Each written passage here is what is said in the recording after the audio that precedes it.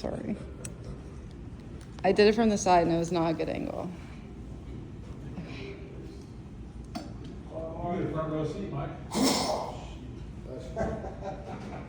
it there? You can answer for us.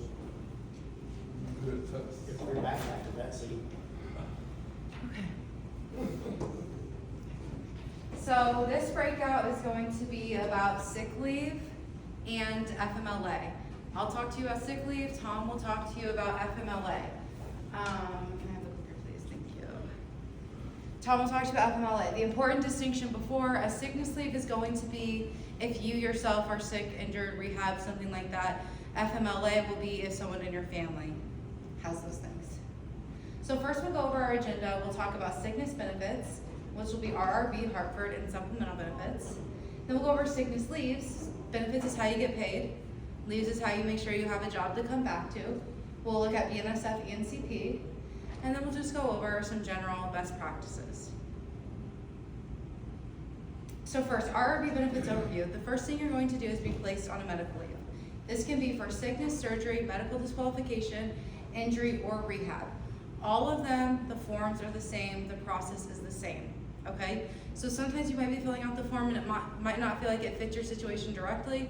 That's okay, it's a one-size-fits-all form, okay?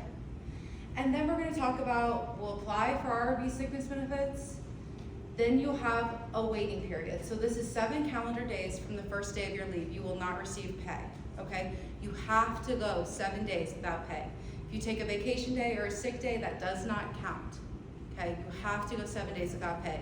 Silver lining in that is that you can use weekends, Saturdays and Sundays as those days. When you have a medical leave, you are going to call me. You're going to tell all your friends to call me, and we're gonna go over your specific situation, and we are going to figure out how we can get the majority of your waiting period days on a weekend day. Sometimes we'll be able to get 6 of the 7 days on a weekend, just with how we can get things to fall. Sometimes we're not as lucky, but we can always get 2 or 3 minimum, okay? And then receiving benefits, there's a 4 to 6 week turnaround time. So RRB is understaffed, they're backlogged. You're gonna, from the day you fax your paperwork in to actually getting money in your account is 4 to 6 weeks, okay? And to receive benefits, you'll fill out a bi-weekly SI-3 form. So the actual applying for benefits with RRB, the actual forms, we have the application of sickness benefits. When you call me, and that's the number one thing to do, call me, call me, call me. Call your vice, they will tell you to call me. Call me. Your spouse can call me, your child can call me, your parent can call me. Whoever's filling out the paperwork can call and talk to me at any time. I will take their call. I originally started during COVID, and it was just COVID leave, COVID leave, COVID leave. And I would tell everybody, they would call in, I would tell them to call RRB. Deep down I knew RRB wasn't gonna help them, they weren't gonna answer. And so I took 3 people that called in and I said, hey, I'm new in the office, literally 3 weeks. And I said, I know nothing, can I walk through the process with you and learn? I learned that with them, I was able to give that knowledge on, and then COVID leaves morphed into now I am the medical leave girl. So call me, and I'm going to go over this form with you on the phone, section by section. I'm gonna explain this section they want this, this section they want this, you know, this is a weird one here, at minimum, okay? I will also go through line by line if you need it. I've had members who struggle with reading. I will have 2 hours of my day blocked off to read every single individual question to them. Happy to do it. So much of the work that we do, you don't see a result for 7, 8, 9, 10, 11 years. I can see a result immediately after waking up. I helped you, it makes me feel good, it is never a burden. I always call, never a burden. So we'll walk you through this. This is the second page, we'll go through it all. This is a statement of sickness that your doctor has to fill out. This seems to be the worst part, is just getting your doctor actually to fill it out. Now, in this little text down here, it says something about it, that it must be filled out in your presence. You can point that out to your doctor saying, hey, like I was reading this form and it says it has to be filled out in my presence, so can you just go ahead and do it now? You can try and force their hand, okay? But that's the best thing you can do, because if they take it, you just don't know when you're going to get it back. And then the last 2 pages, pages 4 and 5, the statement of authority to act for employee, no one in this room will ever see. Those get filled out in the case that you cannot sign for yourself. You're in a coma, you're incapacitated. That's when I'm talking to your wife, talking to your husband, your child, your parent, whatever. They're gonna fill out your name and social security number. They're gonna fill out this portion. Your doctor will sign and agree that you can't sign for yourself. And that's what we'll get them. If you go with the RRB forms, you're gonna get these paperwork. If you call me, I'm gonna send you only the pages that you need. There's gonna be no confusion, okay? RRB benefits submitting the forms. 2 ways to submit. First is fax. This is a new fax number as of 2024. The old one is no longer connected. If you send it there, nothing will happen. That's the preferred method. Also, you can send it via mail. There's no submitting via email. There's no applying online. Mark Thompson is out there if you want to tell him that we should be able to submit through email or do it online. When to submit the forms? You have to do it within 30 days of your leave start date. That's the requirement, okay? Ideally, as soon as possible, because remember, you have that 4 to 6 week wait time already. So if you wait 2 weeks to fill it out, now you're looking at 6 to 8 weeks before you get paid, okay? If you do 30 plus days after, they're gonna deny it, you can't appeal it, and you have to tell them why. And it better be a really, really good reason. I was in a coma, my wife didn't know, that's what's gonna get accepted. Anything short of that, you're just out of luck. But we can never, ever, ever do it before our leave start date. Obviously, sometimes you don't have the luxury of getting to prepare, right? Something happens and you're on a medical leave. Sometimes though, you have a surgery scheduled, you can prepare, get the paperwork before, fill it out, just wait to sign and date it until the day, and then sign and date it the day of and send it in, okay? So that's applying for sickness benefits. Now we're gonna talk about claiming sickness benefits, and that's done through the SI3 form. So section 1 is what we see here, and it's going to give you a 14-day period, a 2-week period. So this is the 21st to the 4th, and it's going to ask you to put an X in all the days you wish to claim. You will typically claim every single day, including rest days, unless you received pay from someone else. So if you took a vacation day, something like that, you would indicate it there. They don't subtract what BNSF pays you from your total, they just don't pay you for that day, okay? So you'll never make less money. And then section 2, they'll ask if you return to work, you'll say yes or no. 3 to 5 will be pre-filled with your information. Section 6, you'll sign and date, okay? That's the process if you're mailing it. Now these can be done electronically. Claiming sickness benefits can be done online.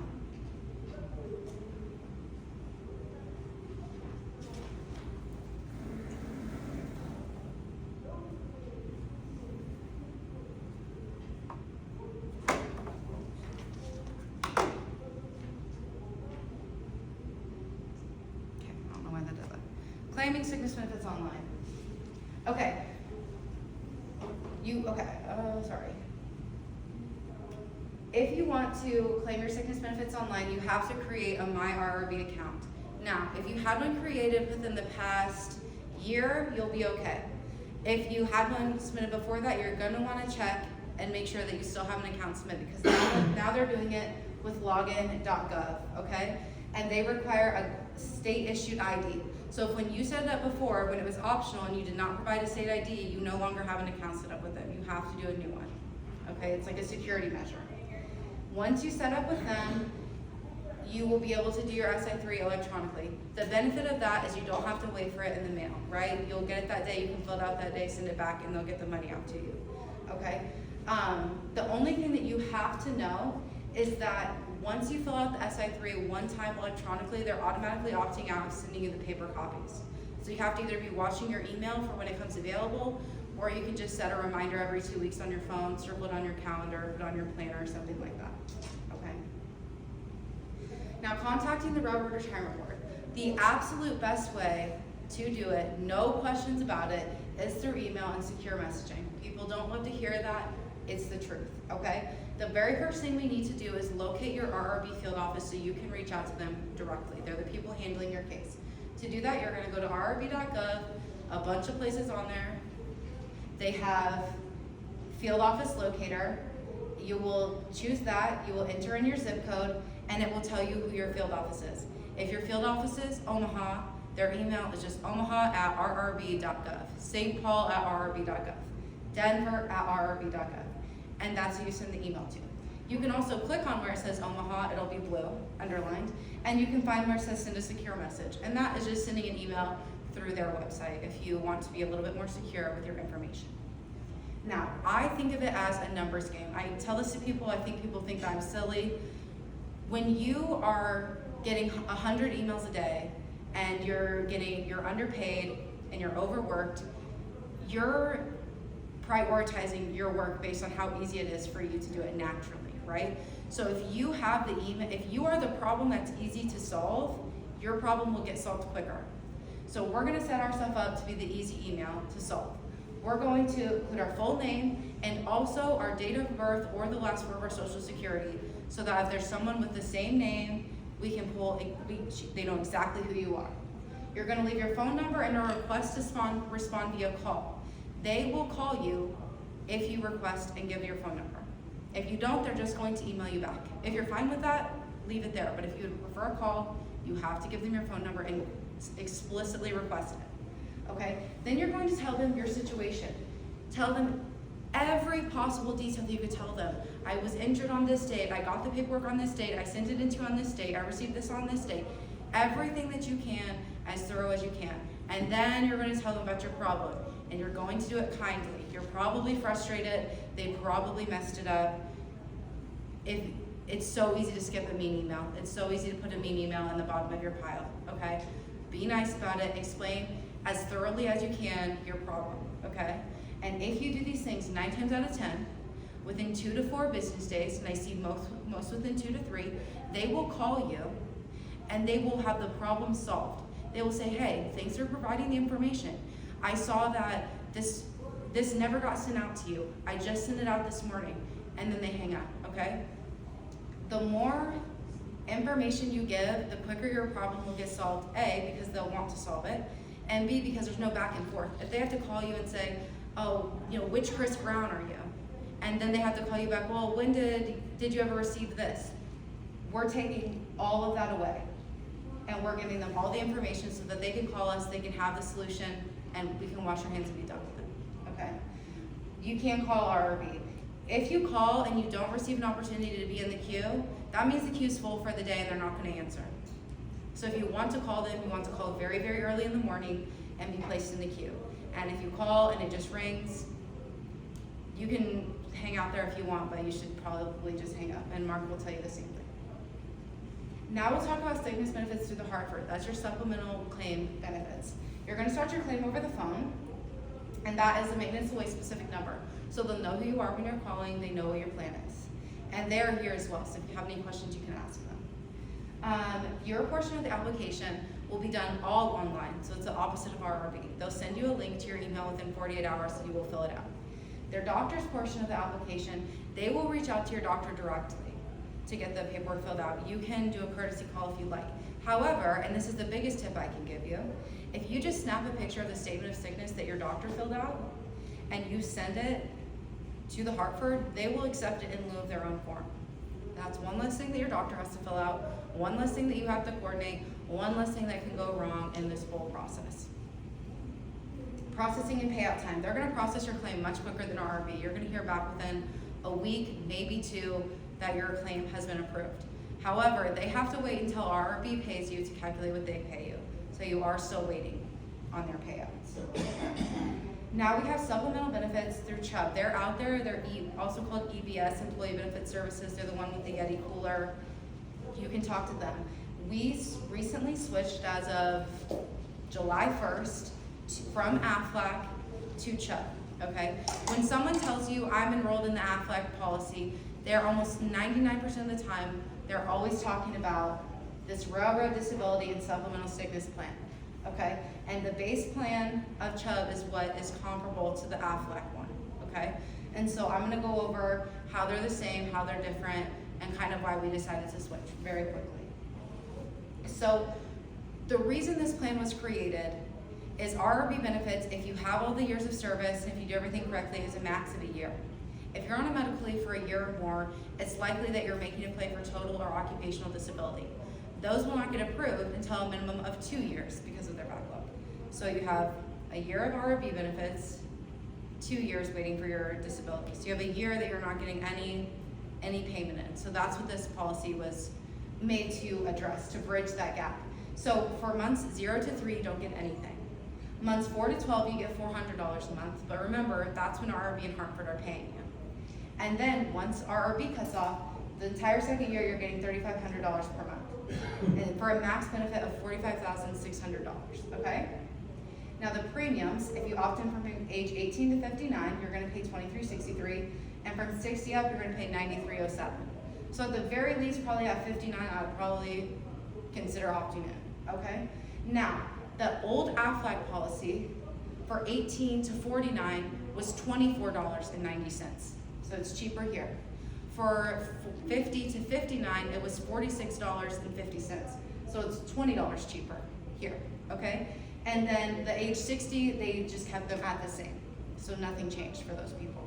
But the vast majority of the system, everyone who in 2017 was less than 60 years old are paying less with Chubb. And their payouts are different. Aflac months 42 paid $300. Aflac 13 to 24 paid $3,000. So the max benefit, if you get everything, Chubb is giving you $6,900 more than Aflac, almost $7,000 more than Aflac for less per month. That's one of the reasons we chose to quit. We also had that problem with them paying out certain claims. They didn't have like a mental health, they wouldn't pay out for mental health leaves. And so those are just kind of some of the reasons that we did decide to move. So Chubb has this plan. Who's in here, BNSF? If you're, everyone? Okay, perfect, everyone, okay. If you were already opted into Aflac, we removed that deduction from your dues, and they are now taking it out directly through your paycheck. Okay, so nothing will change for you, you don't have to do anything. If you weren't enrolled in Aflac and you want to, you can go out there, they're having an open enrollment right now. The Premier plan is the same kind of setup. It is just increased premiums for an increased payout. If that's something you're interested, you can go talk to them about it. Okay, so if you think that there's like a very good chance that you will be needing this policy, maybe you go and you consider doing this one because it is pays out significant more. You cannot have both of them. It has to be one or the other. They do not pay out concurrent to each other. And when does that start? Switch? It's already happened, July 1st. Yes, July 1st. But once you say you do go on disability, then that would come off? No, you do not have to pay that back from disability. So if we had something additional with Aflac, does that continue? Okay, if you opted into additional plans through Aflac and are paying via your bank account, those plans are active. You can cancel them if you want to, and you can enroll in Aflac's or in Chubb's if you wish. And they have accident, hospital indemnity, critical illness, cancer, term and whole life, identity theft protection. Also, I think they have like will, and they have a bunch of value add-ons. So you can go talk to them about that.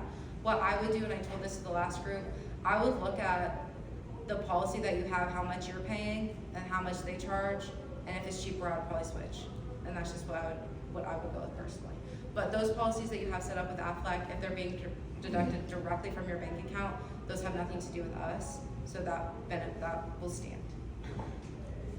Okay, so that's how we're getting paid. Now we're going to talk about how we're protecting our job, making sure we have a job to come back to, making sure we have a job to continue to give us insurance.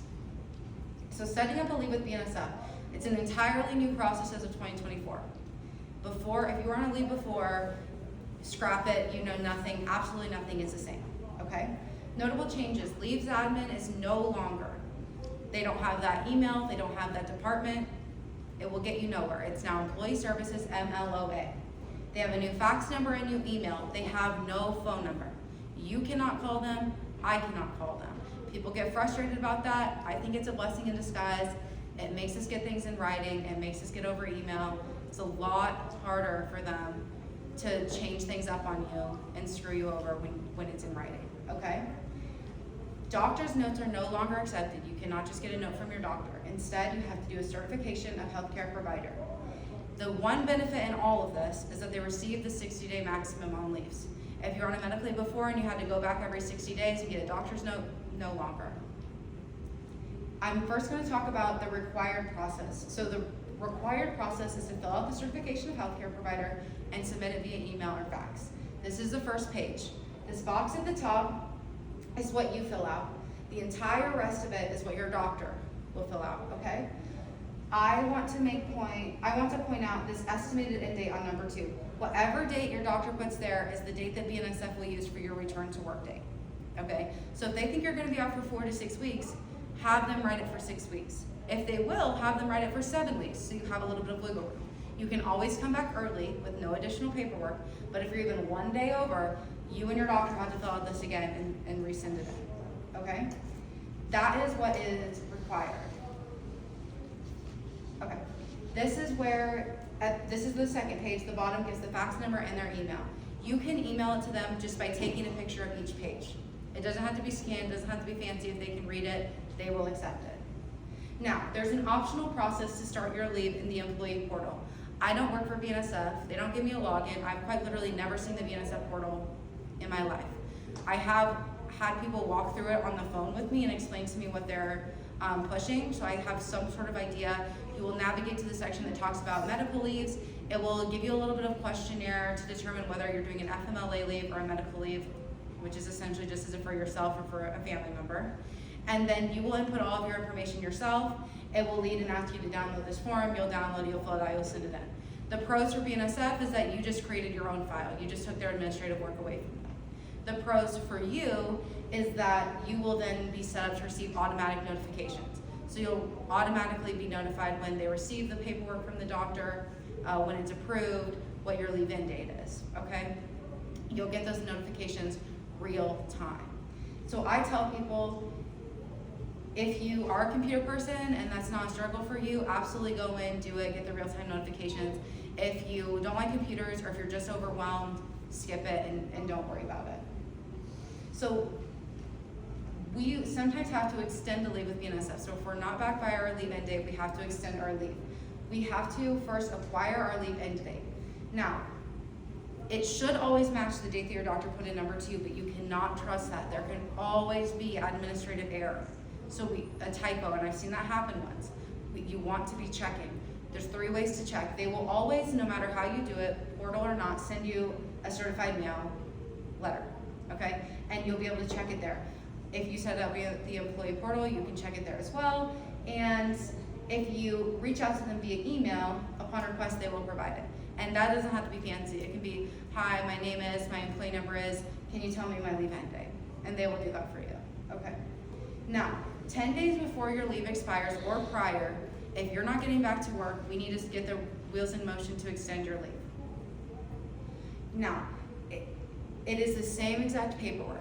You can download the same paperwork and fill it out. The only difference is for you, you're gonna check request an extension for existing leave instead of requesting a new medical leave. Your doctor will fill it out the same, you'll fax it or email it the same exact way that you sent it in.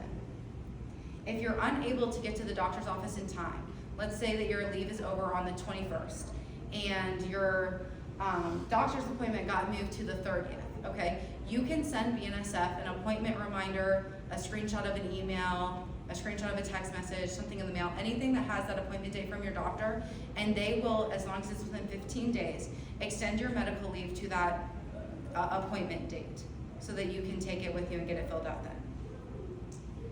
Failure to extend, yes? You said, okay, my doctor tells me you're out for 4 to 6 weeks. He says at week 3 you're good to go back next week. At week 4, what's the steps then if I filled it out to go back at 6 weeks? Then you will just start the return to work process earlier. You'll call them, you'll tell them you're ready to return to work, they'll connect you with the medical department, with a specific person in there, they will reach out to you, they will get you the paperwork, your doctor will fill it out. Has there been a case where they denied that because I filled that out for 6 weeks? I've never seen that. Have you? No. Okay. Failure to extend your leave is automatic termination. Will they? Maybe not. Can they? Absolutely. And that is self-executing. Okay, so that means there's no investigation, there's no formal avenue in which we can take to get your job back. Okay? Are we gonna send emails, talk out of our butts, do anything we can, throw our weight around to get it back? Yes. Do we try it? Yes. But They don't have to listen to us. It's self-executing. You are relinquishing your seniority if you do that. Okay. So, setting up your no one here is CP. I'm gonna skip this. Yeah, I'll skip it, Tom. He gets to hear it like 4 times, so he'll be good. General best practices as far as protecting yourself. One thing that people do not realize is know the risk of providing early notice. There is no obligation per the agreement or per the rules for you to give any sort of heads up that you are going on a medical leave. Sometimes you don't have the luxury. An injury happens, a sickness happens, and you're done. Sometimes though, you have a surgery scheduled or something. Do not breathe a word of it at work. When your supervisor finds out, 100% of the time, they will medically disqualify you. Okay? They will pull you from service. You will start receiving your benefits at that time, so it's not like you're completely SOL, but you're losing the opportunity to work up and earn more money until your surgery date. You're losing that time to have after to actually recover because you don't get benefits indefinitely. And I don't know where I was going. Okay, conducting business over email. We always want to leave a paper trail for future use. It's annoying, I understand. And even if you call, I call it playing dumb girl, send an email. Anytime I'm ever having a call that I think, oh, like maybe this person is gonna switch up on me, I'm gonna send them an email. I'm gonna say, hey, thanks for talking to me just now. Just wanna make sure I'm understanding things right. And then I'm gonna list our conversations, just like 1, 2, 3, bullet points, whatever. And I'm gonna say, can you verify that I'm understanding correctly? And then either A, they're gonna say, yep, that's right. And then you have documentation of that call, or they're gonna say no, and they're gonna correct it. And it might be an honest misunderstanding and you have the right information, or you're gonna see, oh, okay, so they were gonna be trying to trip me up in that. Get advice on your specific situation. Talk to your vice general chairman. You can also just call me. If you call your vice, they're probably gonna have you call me. But when you call me, we'll go through your specific situation. I will send you only the paperwork that is applicable to you. Only the paperwork that you need for everything. And on that same note, a spouse can call, a child, a parent, anyone who is going to be helping you fill out the paperwork. I'm happy to talk to them. 50% of my calls, the husband calls, the employee calls the first time, and then the next 6 times I'm just talking to his wife because she's the one filling out the paperwork. And I'm happy to do that. It's easier to just talk to the person who's filling out the paperwork. We're not going to ever wait till the last minute, okay? We're gonna submit our forms as soon as possible because we know that best case scenario, we're gonna be going 4 weeks without receiving any money. So we're gonna limit that as much as possible. And we can never, ever, ever start our leave before our leave start date, okay? If you send it before, they'll just deny your claim because it's outside of the claim period, okay? So you can get the paperwork before, you can fill it out before, but we're gonna wait to sign and date it and submit it until the first day of your leave, okay? Keep accurate records.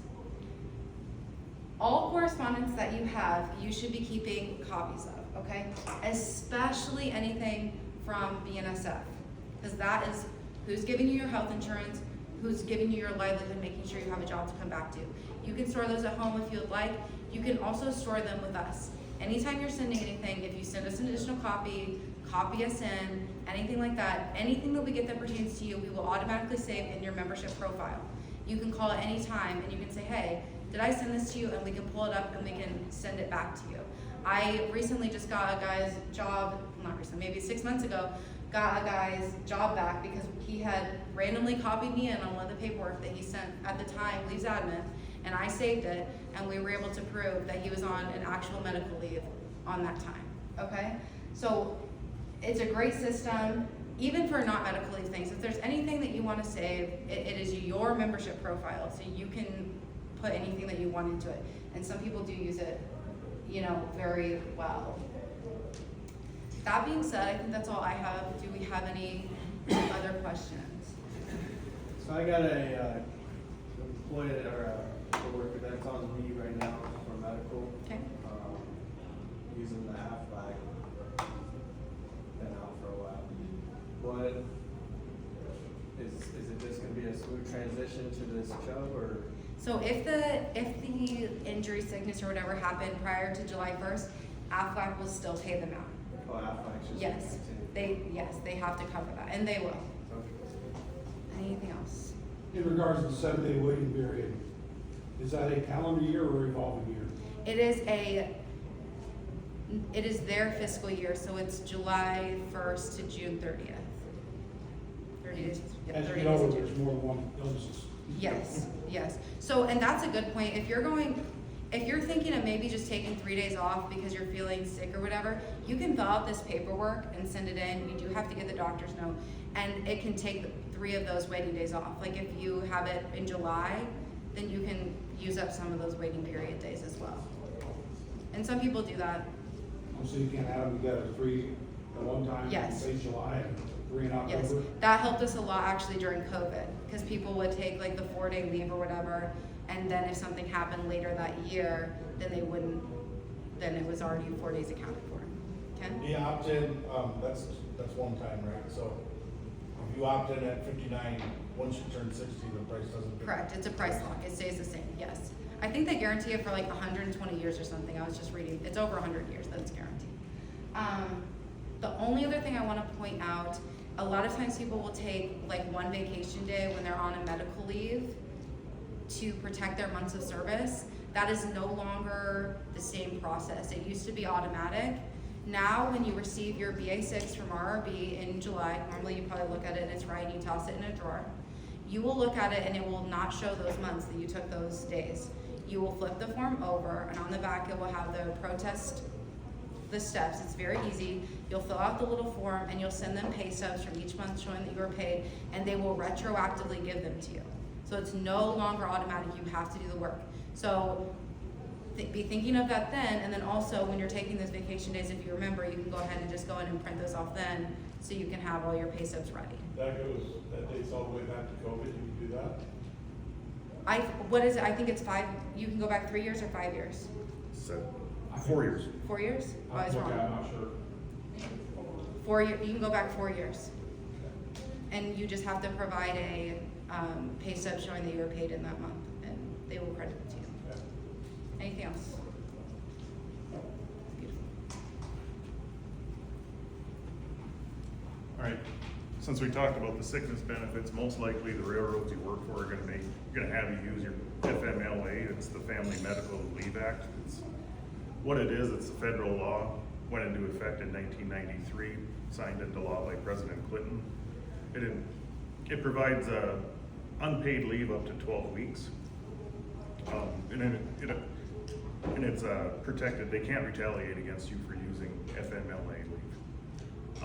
It ensures your continuation of your health insurance, and you can run it concurrently with paid leave. Like, I believe the BNSF sick leave will have you use your sick leave up concurrently with your FMLA. But I would, reach out to George and make sure that's the way it goes.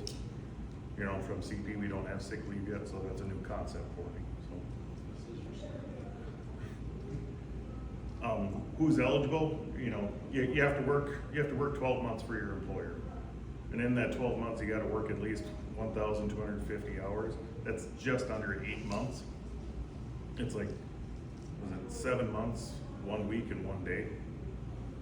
Is what you got to, or 3 weeks and 1 day. And then your employer also has to have 50 employees within a 75-mile radius.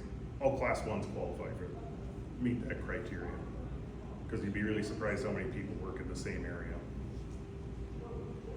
Covered employees, again, every class 1 that I'm aware of is covered under FMLA, and but public agencies like your county workers, your state employers, your municipals, and also public and private school.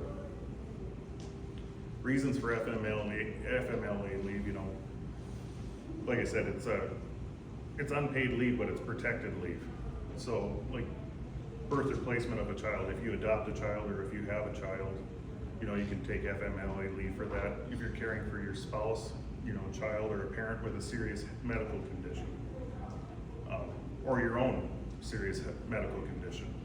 The one thing I want to point out to everybody though is the serious medical condition starts with 3 days of incapacity due to a sickness. So if you yourself or your spouse or somebody you're caring for has 3 days of incapacity, that's the first qualifying event to start an FMLA leave. And then there's military leave. The military leave extends it up to 26 weeks.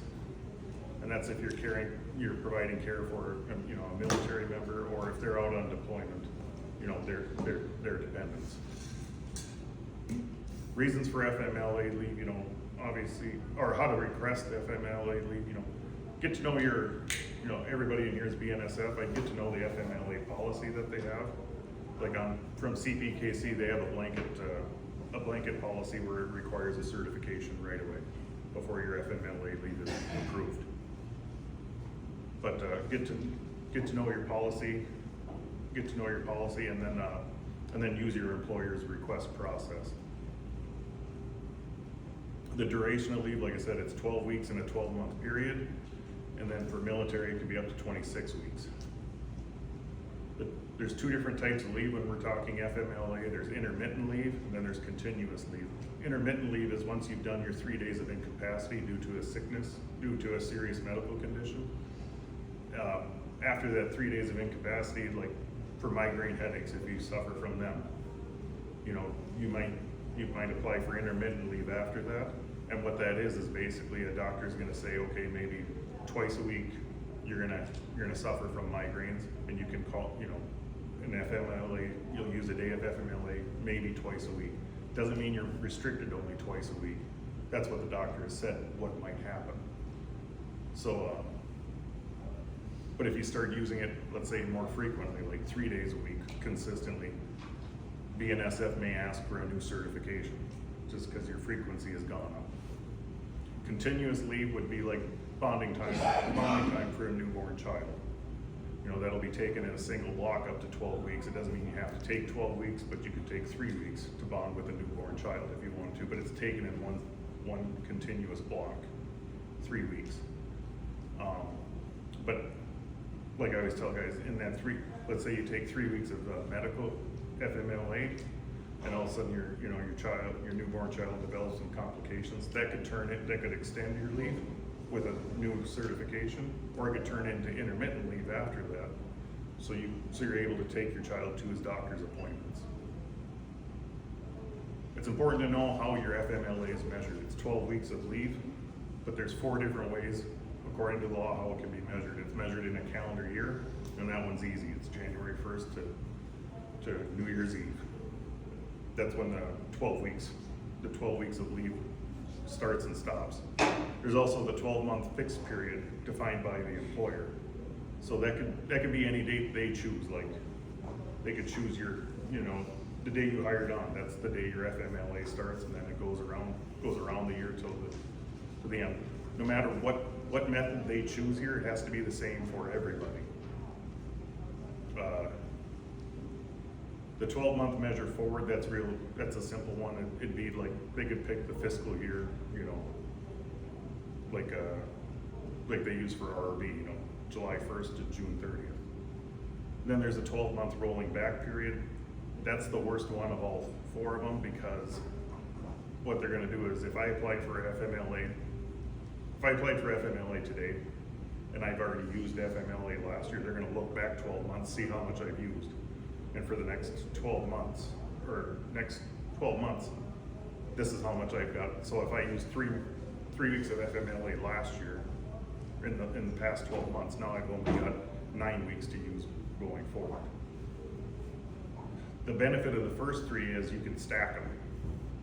So like, let's just use calendar years, so it's easy. If I'm gonna go in and get a knee replacement surgery, I wanna schedule that for October 1st. Because now I've got 12 weeks through the end of the year to use my FMLA. Now January 1st of next year, I've got a whole new bank of FMLA to use, and I can use that back to back. You can stack all the first 3 methods here. You can stack all 3 of them. The 4th one you cannot stack. And I know CP uses the 12-month rolling back period for that purpose, so we can't stack them. I'm not quite sure. Does anybody know what BNSF uses for their FMLA? That probably be something to find out here. But before you apply for it, know what you're getting and know how to measure it. you know, the job protection FMLA provides is you return to the same job or equivalent job. Like, we have a seniority structure, so we know what you're going back to, but again, this law wasn't written with our collective bargaining agreement in mind. This is a federal law, not everybody has a collective bargaining agreement, so. But it also continues your health coverage, and it also protects you from retaliation. It's basically, you're not asking if you can have this time off. Once you get your FMLA, you're not asking for time off anymore to go to the doctor or take your dependents or your spouse to the doctor. You're telling them, I'm taking my kid to the doctor this day. You can, if it works out and if they're okay with it, you can use your personal day and you can use a vacation day with it also. It doesn't have to be an unpaid day, but it is guaranteed you're gonna be able to take your kid to the doctor, take your dependent to the doctor. And just some additional resources on FMLA, obviously, there's the Department of Labor, it's got a really good website on this. There's the National Partnership for Women and Families. This is a really good website because they actually provide some scenarios that you'd never think of to use FMLA, and I encourage everybody to get on there and take a look at this website. It's really eye-opening when I started looking at it. And then also Designated Legal Counsel. I go to them all the time and ask them about FMLA questions. I've only really scratched the surface on FMLA. This is a brief presentation, but it's a very powerful right that we all have here, and I think you really should be taking advantage of it, just to ensure you're able to care for yourself or your dependents. Any questions? In regards to health insurance, 12 months protection, is that paid, or is like the first 3 months paid and then the last 9 months if you're on for? FMLA? Yeah. FMLA only will keep your insurance going for those 12 weeks. But as far as our health insurance plan now, if you're off on sickness benefits, for you it'd be 24 months, but your dependents would be 12 months. After your last day to pay, so if Yeah. you're like taking a vacation day each month, that will extend it. After it's 2 years, 24 months after the year you're ready to service it. Okay. So if you went off right now, you would have it for 26 and 27. Terry Marshall have it for 26.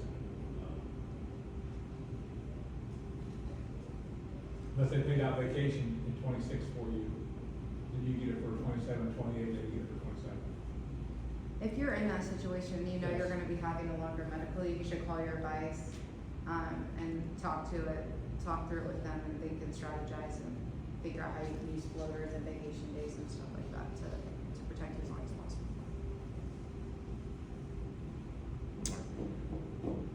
If there's no questions, you guys take a break. That's all I have here, so thank you. All right, 2:15 back in the. I'm applauding myself. 2:45. Yeah, Tom! 2:15, 15 minutes. 15 minutes ago, yeah. You play time. The big